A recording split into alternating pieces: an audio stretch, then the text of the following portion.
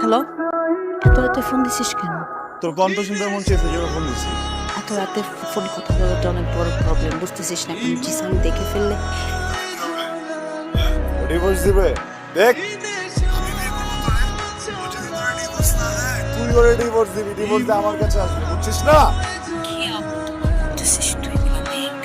Phone রাত 11টার পর কোনো কল করবি না, ঠিক আছে? মেঘ, আমি ফোনটা রাখছি। মেঘ, এই hello hello hello hello hello hello, এই শীতল ফোনটা রাখিস না, আমি সরি। আমি জাস্ট তোর সাথে লাইনে থাকবো, তোর কথা বলা দরকার নেই, তুই নিঃশ্বাস নে, আমি একটু নিঃশ্বাসটা শুনি। হ্যাঁ হ্যালো শীতল, শীতল